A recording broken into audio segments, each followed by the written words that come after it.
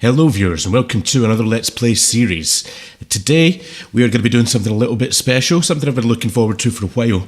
And given that it was this particular game's recent 25th anniversary of its initial release, it seemed like a good time to do this one.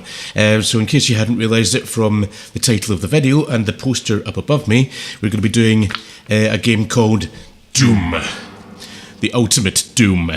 This is the retail version of the game, which came with an extra episode. So there's 4 episodes in total. This was id Software's next game following Wolfenstein 3D, and as it become the kind of ongoing thing with id Software, it took their graphical technology and engine technology to the next level. And this was the game that really kicked things off in terms of 3D. 3D first-person shooters, essentially. So, before we begin, there's a little quick story just from the instruction manual, just for a little bit of background, in case you don't know the story to Doom. Most people tend not to really care much about the story to Doom, but yeah, it's here anyway, so, yeah, the story so far. You're a Marine, one of Earth's toughest, hardened in combat and trained for action. 3 years ago, you assaulted a superior officer for ordering his soldiers to fire upon civilians. He and his body cast were shipped to Pearl Harbor, while you were transferred to Mars, home of the Union Aerospace Corporation. The UAC is a multi-planetary conglomerate with radioactive waste facilities on Mars and its 2 moons, Phobos and Deimos. With no action for 50 million miles, your day consisted of sucking dust and watching restricted flicks in the rec room. For the last 4 years, the military, UAC's biggest supplier, has used the remote facilities in Phobos and Deimos to conduct various secret projects, including research on interdimensional space travel. So far, they've been able to open gateways between Phobos and Deimos, throwing a few gadgets into one and watching them come out the other. Recently, however, the gateways have grown dangerously unstable. Military volunteers entering them have either disappeared or been stricken with a strange form of insanity, babbling vulgarities, bludgeoning anything that breathes, and finally suffering an untimely death of full-body explosion. Matching heads with torsos to send home to the folks became a full-time job. Latest military reports state that the research is suffering a small setback, but everything is under control. A few hours ago, Mars received a garbled message from Phobos. We require immediate military support. Something friggin' evil is coming out of the gateways. Computer systems have gone berserk. The rest was incoherent. Soon afterwards, Deimos simply vanished from the sky. Since then, attempts to establish contact with either moon have been unsuccessful. You and your buddies, the only combat troop for 50 million miles, were sent up pronto to Phobos. You were ordered to secure the perimeter of the base, while the rest of the team went inside. For several hours, your radio picked up the sounds of combat, guns firing, men yelling orders, screams, bones crackling. Then finally, silence. Seems your buddies are dead. It's up to you. Things aren't looking too good. You'll never navigate off the planet on your own, plus all the heavy weaponry have been taken by the assault team, leaving you with only a pistol. If you could only get your hands on a plasma rifle or even a shotgun, you could take a few down on your way out. Whatever killed your buddies deserves a couple pellets in the forehead. Securing your helmet, you exit the landing pod. Hopefully you can find more substantial firepower somewhere within the station. As you walk through the main entrance of the base, you hear animal-like growls growling throughout the distant corridors. They know you're here. There's no turning back now. So yeah, basically that is the story to Doom. The UAC has been testing dodgy technology and they seem to have opened up some kind of dimensional nonsense. So yeah, let's just get to it. This title screen.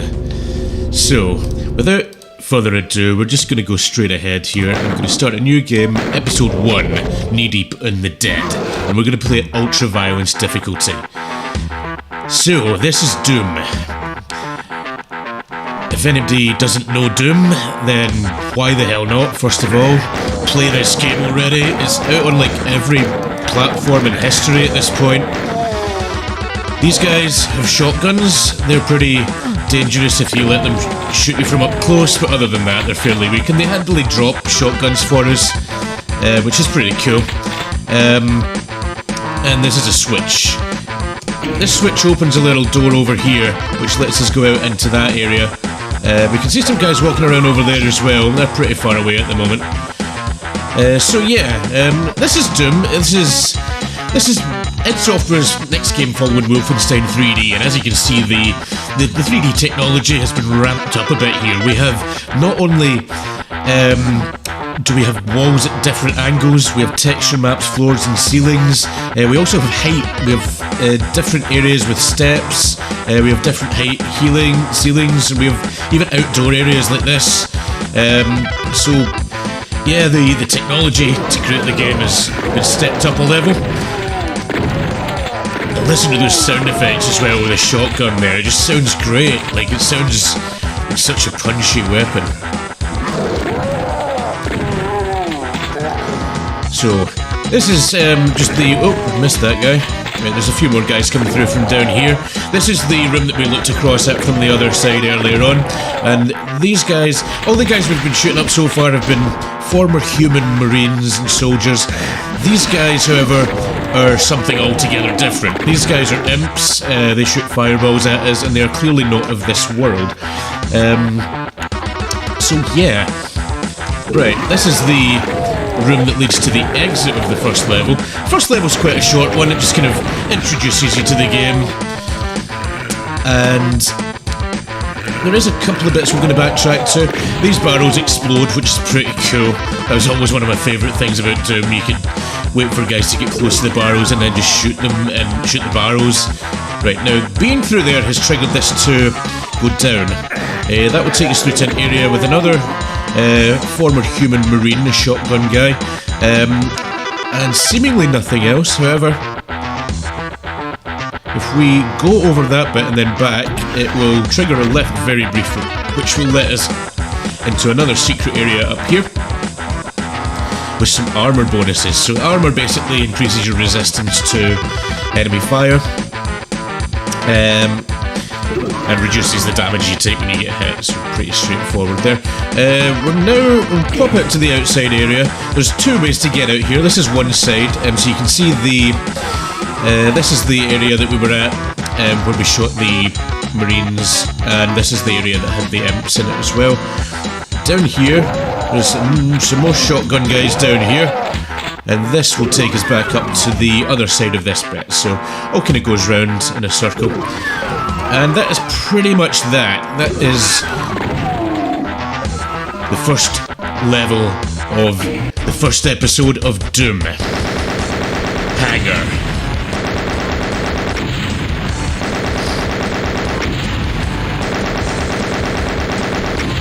So yeah, you can finish that level pretty quickly. You know, if you're wanting to speedrun it, you can basically just run right to the end. I can do it in about 10 seconds or so. I think about 12 seconds is my record, but yeah, you can get through this one pretty quickly. But yeah, I'm probably going to spend a bit more time just kind of wandering around the levels for this playthrough. Otherwise, it's going to be really short. You know, I can finish episode 1 and 2 like in about 15 minutes. Anyways, this is the first level. As you can hear, there's some awesome music going on. Again, from Bobby Prince, the same guy that did the music for Wolfenstein 3D. He has stepped up his game in this one and produced a pretty awesome soundtrack, which is very inspired by the kind of rock and metal tracks that were going around at the time. John Romero basically handed him a bunch of CDs and said, make this into the game music. So he pretty much did, and it was awesome. You can, in some cases, in some of the songs, you can actually hear pretty clearly what songs from the time were the inspiration for them, so it's pretty fun to look out for that as well.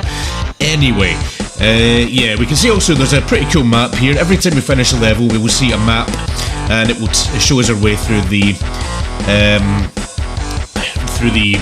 levels that we're going through. So we have completed map 1, Hangar, which is down at the bottom there. We're now going to the nuclear plant. level 2. So this level starts with a pretty open area. You're pretty much immediately going to be under attack by a whole bunch of guys here. So I like to just kind of quickly scoot around this room and kill everyone. It's pretty handy having the shotgun by this point because you can pretty much mow down the former humans.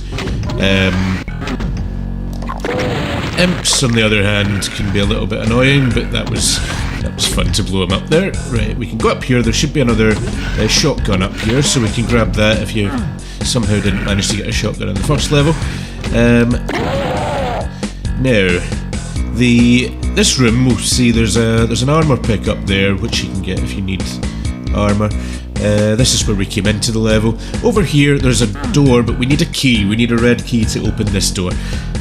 So, where do we get the red key? Well, I'm going to assume it's going to be up this way. So there'll be a few enemies cutting around in here as well, including some imps. Took a couple of hits there, but that's all fine. There's the red key. Now, there's also a whole bunch of stuff going on out here. We're being shot from outside at the moment. Now, if there's stuff out there, there must be a way to get out there, right? Well, in fact, there is. This is a secret door, and inside the secret door, there's a backpack full of ammo, which is always handy, some armor, and also a secret switch, which will open another secret door, which is out here. So we'll now see that this door has opened up, and these guys are already on their way in. Oh, whoops. Really meant to kill him in one shot there, but never mind. That there is a supercharge. We'll pick that up after killing these guys. You'll notice that a couple of those guys started shooting each other there. Yeah, if you line the enemies up with each other and they attack each other, they will take offense to that and start killing each other. We've now picked up a shotgun, or not a shotgun, a chain gun, which is the next weapon. The chain gun runs in the same ammunition as the pistol, but it goes through it a little bit faster.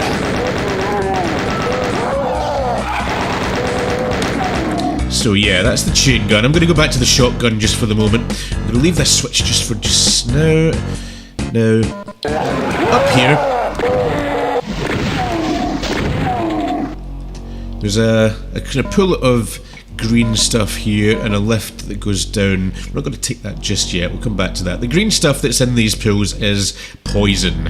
As you can see, if you land in that, you will die. There are some areas where you can fall into it and actually not get back out. I don't think this is one of them. I think you can step up that gap, but yeah, generally you want to avoid the poison if possible.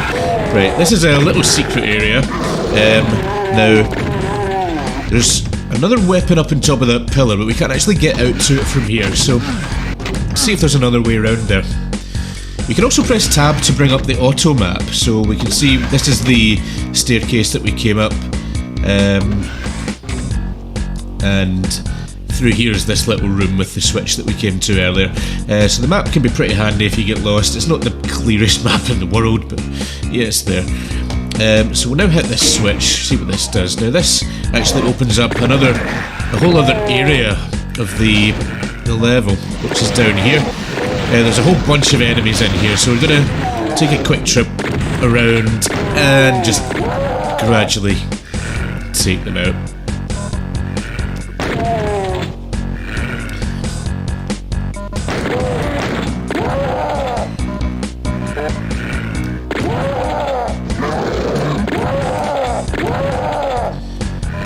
So this area is pretty dark. This was possibly id Software showing off the fact that the Doom engine could do some cool light stuff. And there's a couple of levels where they do go a little bit overboard maybe with this. This was quite novel at the time because there wasn't really a lot of games that had kind of lighting. It was as dynamic as this. Usually, areas were kind of statically lit. It was unusual even at the time to have different areas that were different brightnesses. I mean, even Wolfenstein 3D, obviously, that came before this, everything was just at one set brightness. There wasn't any differentiation between different areas. So to go from that to this was pretty impressive. Seeing this at the time, I mean, there was no games that really looked as cool as this. it's certainly not. So, I mean, there was other games that did have 3D graphics of various degrees of complexity, but none of them were as smooth as this. I mean, this not only has this really cool graphical effects going on, but it's a fast-paced game. You can move around really quickly. Enemies will come at you really quickly sometimes as well. So there was not a lot of games at the time that had this kind of level of kind of action-packed kind of speed and everything combined with a level of graphical complexity as this.